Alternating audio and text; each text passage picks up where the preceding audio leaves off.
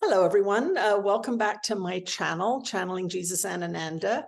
I am going to do another installment in the How to Save Your Life series that I've been working on, people's experiences with A Course in Miracles and their stories of awakening and the transformations that they've been through. So today I am blessed with a conversation with Kelsey Fahrenbruch. And I've known Kelsey, probably 4 or 5 years, I'm guessing. You came to Salt Spring in 18. That's 5 years. Yeah, so I think that's when I first met you. Yeah. So I have a series of questions here, Kelsey, that we're going to get to. How long have you been doing A Course in Miracles? I think I found it in around 2015, right when I had my Kundalini awakening, and I was just searching for literally any saving grace, any lifeboat, whatever it was. And so I found it because I started, let's try that again. I started following your videos and you had recommended it and how it had changed your life. And so I thought, well, I'm going to try that. I'll try anything. Okay, so we'll follow back to the Kundalini awakening because I know people's ears will be perking up about that, but we'll get to that into detail a little bit later in the conversation. So why did you start? What was it about where you were that made you think I need help or I need to do this? What was going on? I was in immense suffering, and really the crux of it was I was experiencing extreme spiritual attack. I never really bought into that story. I knew it happened to people, growing up, you'd see movies and hear stories. I never in my life thought it would happen to me. And I felt like I was under constant attack all day, every day. When I had that spontaneous Kundalini awakening, it was like my telepathy turned on, just like a light switch. And I was hearing sometimes what felt like hundreds of entities all at once. Wow. It was very overwhelming.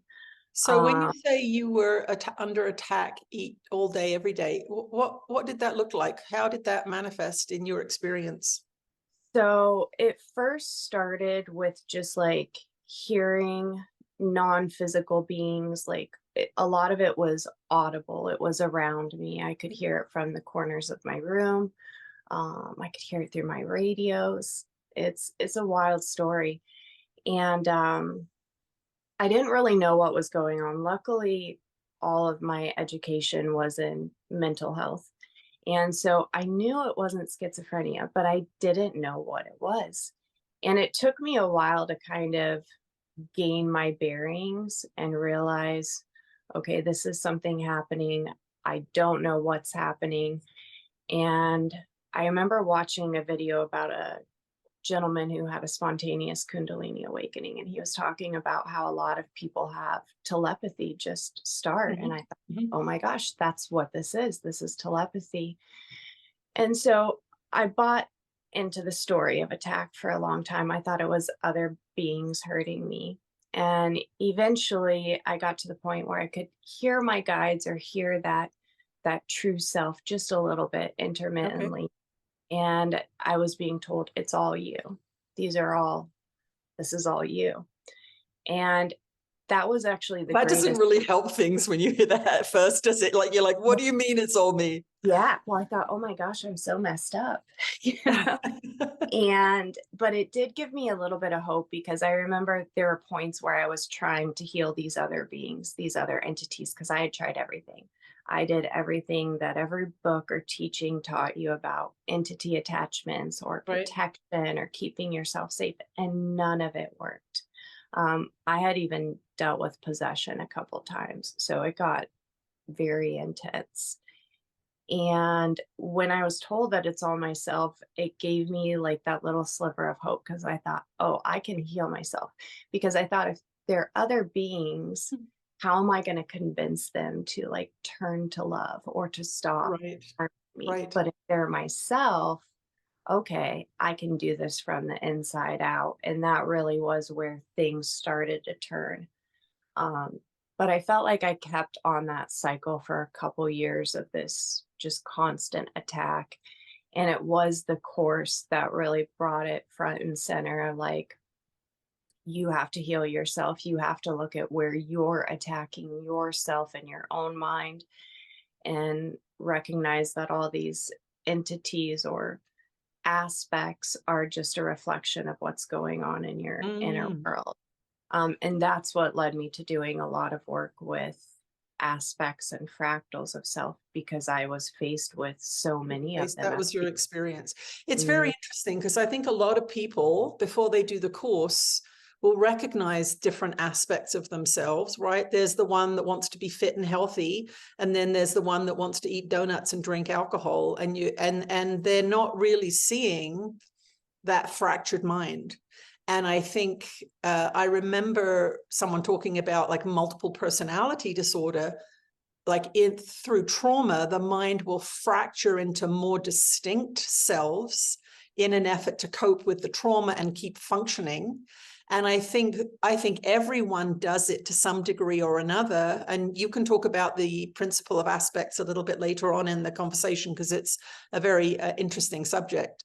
But I think most people are faced with that, and then they'll have the person that they are at work, and then they'll have the person that they are at home, and they won't necessarily see those as fractures. But the course often talks about the reintegration of the mind, and that is what healing is, right? So that you are becoming congruent with yourself, and that really sounds like the process that you've been involved in since this outside attack. It's actually the reintegration of your mind into a holistic being. Absolutely. And that's really like I focused so much once I got to that recognition of, okay, I have to integrate these parts of myself. Yeah. And then I, slowly over time developed different ways that I would like to do that. Sometimes it was forgiveness. Sometimes it was walking them home, into the love of my heart.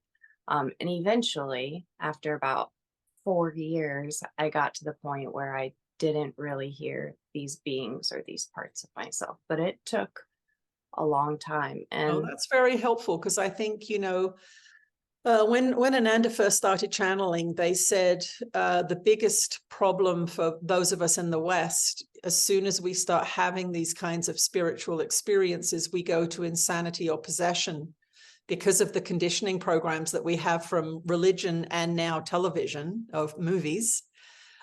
People will shut down spiritual communication because we have these programs that have been put into us that we believe in. And it's funny because people have said to me, how did you know that this was a good thing? When I had my Kundalini awakening like you, and I said, well, I'd been doing the course for 12 years. My mind was completely focused on love and forgiveness. So I knew, which is different than where you were because your mind wasn't focused on love and forgiveness and you had this awakening. So it was, we'll say, you were less confident of the frequency of it. I was pretty confident of the frequency because of what I'd been doing for 12 years. So I was like, there's no way anything negative's coming through because of the dedication to the course and these loving thoughts and ideas, right? So that's why I surrendered to the Kundalini awakening so completely. So for you, and again, I want to come back to the Kundalini awakening that you went through, just so people can hear your experience of it. Excuse me. What was your experience of the lessons of A Course in Miracles? Did you struggle with them? Did you find them easy? What was your experience? I struggled with them quite a bit. It took me 3 years to just finish the year-long course. And at first I had a really hard time with the language. It triggered me a lot because it reminded me of a very biblical way of speaking. Yeah. And I knew to push past those triggers and forgive them, but I would notice them coming up all the time. And I could feel and hear my ego mind saying, just being in complete resistance to it. But at that point, nothing really I was doing was working that well. So I was willing to try anything. And I noticed almost immediately upon starting the course, the voices and the beings quieted some. The Interesting. experience of attack was much less. So I knew there was something to it. I also noticed that I could feel the presence of love, my guides and God a lot more than I could previous to doing the course. But I definitely had a difficult time with it. I felt like for maybe about the first 200 or so lessons, I would get so confused because I would think, okay, I know what every word in this sentence means, but the way But I don't Jesus know what the puts them all sentence together, means. it's like putting a square peg in a round hole. That's always how I felt. And then there was just this moment, a click, where all of a sudden it all like flowed into my consciousness very easily. And I'm like, I understand it. Yes. It's really good for people, and this is why I'm doing these videos. It's really good for people to hear this, because the way I describe it is you're heading in this direction when you pick the course up, and when you're finish the course 365 days, you're heading in that direction. And each lesson is slowly turning you towards love. And the truth of the matter is, I don't think most people realize how unloving their internal dialogue is until you start introducing these very loving lessons. And so you'll start practicing these very, very loving, forgiving, kind lessons. And then one of your unloving thoughts will come in, and but you'll now recognize it as really unloving because you've been saying these very loving things. And I know for me, my internal dialogue was so judgmental and so attacking of others and myself that it was sort of a constant hodgepodge of judgment. And it wasn't until, well, I started doing the lessons, and then I'd start to get these periods of peace, which I had never experienced before. And it could be an hour, or sometimes it would be several hours, where my mind was completely quiet. And this was quite early on in doing the lessons. That then when my mind would my consciousness would kick back in, it would be so obviously negative that I could see that it was negative. So, I mean, I've told people this before, but when I first started the course, I was having a battle in my head with my mother all the time. I had no idea this was going on because I had never gone in there and really spent time monitoring my thoughts. But these dramas in my head were constant fights. And I was like, wow, I had no idea this was going on. What was some of the realizations that you had about how your mind was functioning as you were doing these lessons over time? What did you see that you weren't aware of before? So I experienced a lot of addiction throughout my life, and that the lessons really kind of brought me to the awareness of why I was using alcohol, or for a while I took prescription medication, and it's really easy to get dependent on those. And so I really got the opportunity to look at, okay, why am I doing these things? What is this masking? But really looking at how I treated myself internally. I always consider myself a very nice person. Um, and I was very kind to the people around me, but in my inner world, I was so unkind to myself. I held myself to such ridiculous standards, which most of the time I didn't meet those standards. So then I'd be even more unloving to myself. And I recognized, that all these entities or aspects I encountered were just a non-physical representation of the things I did and said and believed about myself, every day. So it taught me to really pay attention to my thoughts. And as well, our thoughts attract the beings around us, especially non-physical beings. Yes. Not all the beings I encountered were part of like my soul self. There were other entities, but they are a reflection of myself. And I realized, okay, I have these psychic gifts. I'm telepathic. If I want to have a good experience, Do the which I course. thought at this point, because I didn't have, gatekeepers. You hear, I mean, I do now because I've implemented that, but before I didn't. So it was just a free-for-all of It who was could like the come. front door of your house was just open Yeah, and it was blowing in the exactly. wind, and whatever wanted to come in could come in. Yeah, exactly. Right. Yeah, yeah. So we've kind of talked about the spiritual experiences you were having, but out in your life, like how you live and how you make your living and those kinds of things, what transformations have you seen in your day-to-day life because of doing the course? So I'll start with a really good one. I was very sick for many years. I had fibromyalgia for about 10 years, and that's what led to a lot of the addiction. Okay. It was so bad that, most days I struggled to walk. I would experience bouts of blindness. Oh, My wow. physical was like a 8 out of a 10 most days. But one day I woke up and it was all gone. Complete healing. I remember I used to walk down the stairs every morning and I'd cry. Sometimes I'd have to scooch down because my legs hurt so bad. And I took a step down and it didn't hurt. And I took another step down and I never experienced that pain or that, perceived illness ever again. So that was like a huge And how miracle. long after you started the course did that happen? Do you remember? I would say it was about maybe like 8 months to a year. Okay. No, I mean, now it took me 3 years to finish it, but I would say around 8 months. And that obviously gave you encouragement to continue because Mhm. because so that's really interesting because you were talking about the self-loathing and the unloving comments that were going on inside of you. And of course, we have this Western training, this Western medical training that your body goes wrong randomly for no particular reason. But when you think about the frequency of that internal dialogue, of course, it's going to create something, or we'll say miscreate something, because it was pain, right? It's a painful thought system that you were living in.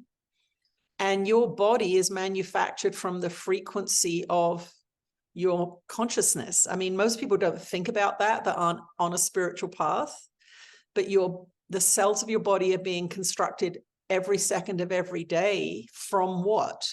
It's coming from your consciousness. And I think that's a wonderful demonstration of why it's called A Course in Miracles, of course. And it wasn't until I started studying healing, I took some bioenergy healing classes. I think I was like year 5 or 6 into the course. And as I was reading the text of the course, coming from the healing training that I was doing, it's teaching you to be a healer. That's what the Course in Miracles is teaching us to be. And of course, we do it for ourselves, first of all. So that's wonderful. I didn't know that about your experience, Kelsey. So Yeah. what other wonderful things did you experience? I started to pursue my passions. I love hiking. I love nature. I love foraging and mushroom hunting. And I was able to get back into that because I could walk and Right? experience my life pain free. And also, I ended up doing channeling as a career. So I realized early on, based on all the psychic activity that I was experiencing, it was really hard to work an everyday job because it was like Oh, living I a found the foot same in one thing. world, a foot in another world. And Yeah. the people you work with don't see or experience what's happening in that other world. And so I really buckled down and just, you know, dedicated myself to my own healing so that I could be a channel for other people. And I 1,000% attribute that to the healing that the course has offered Oh, me. wow. Um, and then, I started to mend relationships in my life with my family, with my daughter, just I feel like living in a good way, right? Yeah, it's incredible the teaching that the course gives you, or the ability to access a kind of way of being. Because I grew up in a family that was super judgmental. I remember my mom and my 2 sisters and I, we used to sit on a bench in the shopping mall that we'd go to, and we would, as a group, judge everybody that was walking towards us. Oh, It was wow. like a family recreation. Oh, she's too fat. She shouldn't be wearing those pants. Or like, oh my God, can you believe he's going out with her? She's not pretty enough. Like, it was horrific, the training. And of course, they were just sort of going into the beauty myth training of our society. But when I reflect that I then did that to myself, I attempted suicide at 17 because I thought I was too ugly to be on the planet. And that was a result of that kind of belief system, right? And as I went through the years of the course, the reconciliation with family members, the coming to understand that, both egos have been triggered and the ego wants to separate and attack. That's why the rift is there. And then as you change your mind, I don't know if you had that experience where you were actually actively changing your mind and then the other person seemed to change. Did you have that experience? Yeah, I still have it all the time, especially with my daughter, because we're very close and she's 21, but she just, kind of got out of those teenage years, which could be kind of hostile sometimes. And I noticed that when I would change my perception or heal myself, she would just naturally meet me there. We didn't have to like discuss it. I didn't have to convince her to see another way. It would just take place naturally. Yeah. And that really impacted my parenting for quite a while, because I thought, oh, I don't know how to reach her here, but if I can do it within myself, it just naturally creates the healing between us within her on its own accord, which was amazing. Challenging at times. Oh, but it's amazing. very challenging because your ego doesn't want to do it. And I think that's one of the things that it's good for people to understand too, if they're considering doing the course, is when you start doing the course, you do hate the person that's hurt you. You do have all the justifications you need for the separation. But what the course talks about, and this happened with the woman who channeled it, is eventually we all come to this place where we say there must be a better way than what I'm doing. And I think that's why the course is such an amazing thing, because it's sitting there waiting for the person to say, I can't do it this way anymore. There must be something I don't know, because I'm not happy, I'm not healthy, I'm not thriving. And that was the gift that I had, is I was not happy, I was not healthy, I was not thriving. There was no way I could kid myself when the course came into my possession that I knew what I was doing. There was no way. My second marriage had failed. I was poor. I was alone. My children were living with their father. I was, it was like, there was no way I could kid myself that whatever I'd been taught in my life was good, because it wasn't working. And so I think that's, you were in a desperate place too, right? When you finally succumbed, and it's like, so that leads to the next question, which is, why should people undertake this task of doing the lessons of A Course in Miracles? Because it is a daunting book. It's big and it's wordy, and that although I do find the lessons are much less confusing, but why should people do it? What would your advice be to the person who's watching this and thinking, Course in Miracles, I wonder what that is? I mean, I think the number one question should be, why not? Right? Everyone wants more peace in their life. That is one thing that we could ask every person on earth, even those that are in the total opposite direction of love. Everyone wants more peace. And if there is something that has been delivered to the earth plane through this physical manifest material that can give you a roadmap to peace in a very simple, I don't want to say it's always easy, because it's as, you have to do the work and you have to look within, but it's not as difficult as our ego mind makes it out to be. And so why not?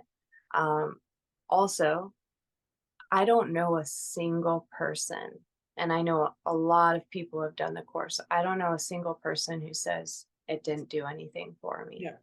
Almost every single person I know says it changed my whole entire life. Yeah. Everything, every relationship, every perception. And also, who doesn't want to bring more miracles into their life? Who doesn't want to be able to witness miracles every single day? And that is what it trains your mind to do. And not only witness them, but co-create them, Mhm. to be able to gift miracles of healing by just being a certain vibration or healing yourself or sharing your wisdom. I get to witness all the time just beautiful transformations in the world around me and these seemingly small things, which are actually really big. I think life is made up of small things. We kind of think it's made up of big things, but it's not. It's like if you can get out of bed in the morning and be grateful and happy and look forward to the day. I think a lot of people don't start the day that way. And I notice when I'm practicing properly, because you have to practice it. You can't just read it and then like go back to what you were doing before. But when I'm practicing it properly, the most ordinary day is a beautiful experience. I'm not stressed. I'm not worried. I'm not in the future. I'm not in the past. And of course, that's really where the mind training takes us. It stops us lamenting the past or blaming people. And then it stops us going too far in the future because we get trained into feeling good. And then as when you start feeling bad, which happens to all of us, we are like, what am I doing? I'm thinking about something incorrectly. And that's really the joy that I find in it, is that when you're retraining your mind, because we've all been trained, when you're retraining your mind, it's quite a lot of focus. But what I find, and I don't know now that you're several years into this, I don't find that it's a huge deal now. It's just the way my mind works now. I notice if I have a dip in my feeling, if I'm feeling sad or disillusioned or something, then I immediately know how to correct it. So I might feel sad for 3 minutes before I'm like, oh, what's going on? I'm thinking something incorrectly. Do you find that? Do you find that it's not a huge amount of work now? No, not at all. I actually had a big upset last night. And I mean, for most people, it probably would be tremendous. They'd be very upset and angry about it for days or even weeks or hold Mhm. grudges. And it took me about 4 or 5 minutes. And I was instantaneously brought to peace. I was instantaneously able to see through the other person's lens and Mm. forgive. And it, through this practice, it just picks you up and it takes you over here.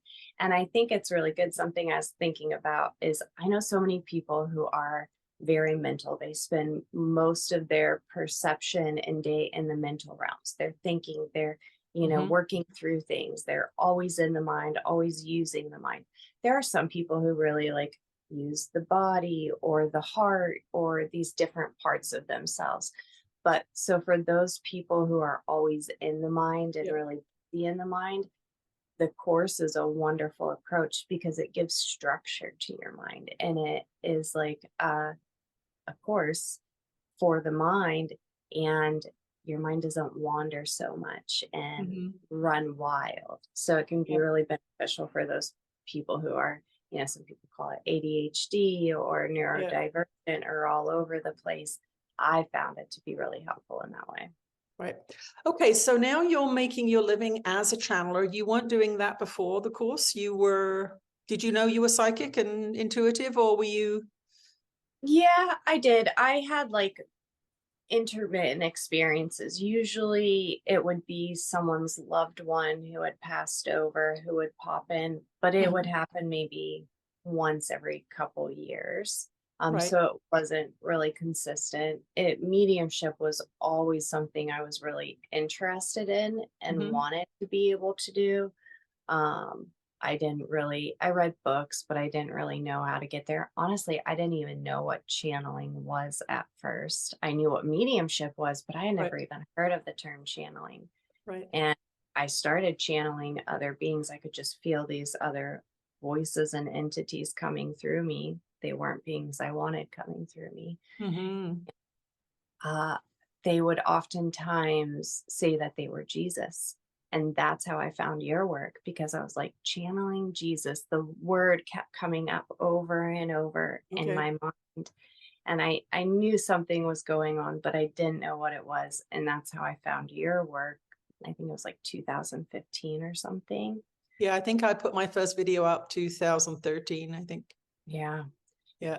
And so then, I continued to really clarify my channeling, and my whole focus for many years was just raise myself up out where I only hear the angels, I only hear the spirit guides. Right. And I eventually got myself there. Before doing this as a career, I went to school for mental health, addiction studies, developmental disabilities. So basically, like social work. Um, and I had like served and waited tables and bartended and did all the things. Mhm. Uh, but yeah, it became So very, that's an very, incredible transformation to go from a sort of chaotic, just making do, to being able to do this as a living. I know I never planned on doing this as a full-time thing either. I certainly didn't have any personal ambition. The reason I did the course was because it helped me live a better life day to day. And that was really my only goal in the early years of doing it, was just, oh, this makes my life better. And I was coming to understand myself and coming to see how I was miscreating in my own life. And it wasn't until about year 10 that I started thinking, oh, wow, yeah, people don't need to suffer. They don't know, though, that they don't need to suffer. Because hadn't stopped suffering 100%, but like 90%, I would say, after a decade. And that was what kind of started me thinking about the teaching. But I was thinking of teaching in a normal way, like doing an evening class or something. I had no idea that the channeling was going to come. So I had a spontaneous, I would say spontaneous Kundalini awakening, but I had been studying the course for 12 years. So it wasn't very spontaneous, actually. What did your Kundalini awakening, how was that experience for you? How did that manifest? Because I think a lot of people are really interested in that. Kundalini yoga, of course, that word's thrown around our society a lot. What was your experience of that Kundalini experience? So I didn't know at first it was a Kundalini awakening. I was in a very unhappy romantic relationship. I lived with a person. I was drinking every night, overworking myself. And I think my spirit activated that Kundalini because it had just had enough of the suffering. And it was Right. like, you know what? Now, of course, we have, these contracts, this blueprint. It was always meant to happen, I guess. Yep. Um, and so then it just turned on, and it started as just hearing voices, but they were audible voices. They were other beings or parts of myself, and then it intensified and intensified. And really the spiritual attack just kind of started right off the bat. I didn't have any lovely experiences with it. Then I gained the awareness maybe about 6 months in. Oh, this is, I think, a Kundalini awakening. I read about other people's spontaneous ones who, hadn't been doing the work, and it tracked. It was very similar to what mine was. Mm-hmm. So I thought, okay, I'm not crazy. This is what this is. How do I navigate this? And so I just started reading and I started meditating. And for a long time, I really just prayed for the angels and for Jesus and for God to save me. And I mean, I prayed that all day, every day. Mm-hmm. And I wasn't getting rescued. And so eventually I thought, you know what? I tried to take my own life twice because Mm. I couldn't Yeah, function. And mental anguish is a horrible thing. That's what Mhm, was, yeah, yeah. I think that's what most people would commit suicide. They can't live in their own minds, which Hmm. is kind of a crazy, I mean, pardon the pun, but it's a crazy thing to think that Yeah. you can't live in your own mind. Yeah. And I thought that, this isn't fair to my family and my daughter for me to be like losing it like this. It was just Mm. nonstop suffering. But the attempts at suicide didn't work. And it became very clear, okay, you're meant to stay. And so I thought, well, if that's not working, if this way out isn't possible, and the angels aren't coming to save me, then I've got to do something. And so I really buckled down, and I think I would meditate maybe 4, 5, 8 times a day. I would wake up in the middle of the night because I would experience these energies of attack nonstop. I would go outside, I'd meditate in front of a tree for hours. And that started to help a little bit. And then I started the course, and that's when things really started picking up, and I could see those moments of peace and clarity. And I could raise up above the battleground just enough that I could see what was going on, the types of beings I was engaging in, my own thought systems that were creating it. You know, I'd get these little breaks where I could start to make sense of what was happening, because the whole time I couldn't make sense. I didn't understand what was going on. I felt very, very confused most of the time. Right. But now it's lovely. Yeah. Well, that's the thing. And I think it's really good to remind people at this stage of the conversation, because that would scare a lot of people, the idea of having a Kundalini awakening. But one of the things that I recommend to people, if they are interested in channeling, or if they are interested in developing their psychic abilities, is to do the course, because it sets your frequency higher so that you're not tuning into lower frequency entities. And some people have said to me, well, aren't you afraid when you're channeling? And I say, no, I know where my frequency is. I know how my mind works. I know what I'm doing all the time. Forgiveness work, non-judgment, all of those things is a constant. And so the way I see it is my mind's here and lower entities are swimming around down here. And if you think about kind of what we went through in the last 3 years with the propaganda and the constant fear of that was being sent to people through media, all of that's going to bring your consciousness down to a lower place where lower frequency ideas can access you, whatever those are. And you can, think about what people have been coerced into doing or frightened into doing. Same thing with constantly watching war, watching the destruction of a country, which is happening now. If you're watching that kind of violence and taking that kind of information in, you're not going to be up here, even though you may be compassionate or loving. If you're watching destruction and feeling bad, the feeling bad means you're down in the battleground, right? So I always say to people, if you would like to have a transformation that connects you to your guides, connects you to your creativity, that gives you an opportunity to perhaps start a new career as a healer or a spiritual guide or teacher or channeler, do the course first and set your tone, because that to me is the safest path, is setting the tone. Because I think your story really illustrates that when your tone was lower, it was not a nice experience.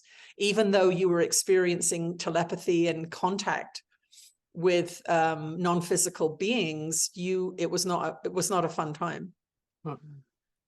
It's like starting the course early on is a safeguard. Yes. Making sure that you don't have those experiences. Yeah, it's like a life jacket when you can't swim, right? Yeah, exactly. Okay, you are a gifted channeler now, and people can have an opportunity to have a session with you. Do you want to maybe just do a brief description of the kind of work you do with clients? Sure. So a lot of the work I've done, I would say the last few years has been, not all of it, just a lot of it, has been surrounded regarding aspects and fractals. So working with parts of the self, because everything I learned in my wild awakening journey, I learned how to love these beings and love these parts of myself. And I will say that I do truly, genuinely, it taught me to love seemingly unlovable beings or consciousnesses or parts of the self. And so sometimes we'll do what I call aspect of consciousness sessions. And these we go in and we find the parts of the self that we don't love, or things that are in our life or our outer world that are going awry. And with my help of my guides and the person's guides, we go in and we find that aspect or that consciousness within you, and we bring it up. In the past, I used to channel those aspects. My guides have been changing that. So I'm only channeling loving aspects now, which is a big shift. and better serving to me as well. Right. I also channel my guides and other people's guides. So for a long time, I had been channeling other people's spirit guides for them. My guides are starting to shift that and saying, okay, dear one, it's going to be us from here on out. Okay. So So you're evolving through. Yeah, I mean, my journey's evolved yeah, the last 10 years, and yours is evolving too. they've really changed things up on me. I would say these last 3 months, it's been a little challenging. Good changes, Yeah. but they've really shifted the gears and just the direction with all the work that I was doing. It's more loving, but because I've asked them, I said, I don't want to end my journey. I don't want to design this like you guys Yeah. design it, creator design it. But I am getting to the point where I used to not want to design it because I didn't trust myself. Right. And I'm slowly starting to learn to redefine that self, right? And that I do trust myself more. What I didn't trust was the ego. And so there's this line starting to be drawn in the sand the last few months where I'm learning, more and more on a deeper level. The ego is not me, it is not myself. And that has been a really significant change, which I would very much attribute to the course, because Yeah. the deeper I dive into it and the more I read the text, the more revelations and realizations and healing and clarity come into my life and my Yeah. experience. Yeah. So what's your website, Kelsey? So I just Or got how can people get a hold of you? I know you're on Facebook, right? Yeah. So you can reach out to me through Facebook if you want. I have a work page there. It's called Guided by Love Consciousness. You are also welcome to reach out to my personal page, which is just Kelsey Fahrenbruch. And then you are welcome to email me at guidedbyloveconsciousness@gmail.com. I just got a new website. The end of it is a little weird. It's Guided by Love Consciousness. So I'll have to message that to you and you can pin it at the bottom. And yeah, so that's Okay, probably so if you want to send me a message with all of that contact info, we'll put it in the description box below, and people can contact you if they're getting guided to have a session. absolutely. That sounds perfect to me. Okay, well, thank you so much. It's lovely for me to hear your story too, because so often when you and I meet or talk, it's a short conversation or a retreat or something, and there's not enough time. So it's lovely to hear all of the ins and outs of your experience. And thank you for doing this, and thank you for sharing your experience with our audience. Thank you so much. I appreciate being here. And I hope I didn't overwhelm anyone too much with all the talk of the negative experiences of an awakening, but I do think it might be helpful to some people who are also experiencing that, because I encounter that often, and those Yes. often go untalked Well, about. when you're in pain and suffering and using drugs and alcohol, odds are you're not going to attract a kind and gentle experience. So again, not to be too repetitive, but I always say, if you want to have a lovely spiritual experience, do the course. And of course, that's why I'm doing these videos. So I'll end it here, Kelsey. Thank you so much. And I'll make sure to get that information from you. Wonderful. Thank you so much, Tina. Okay, bye.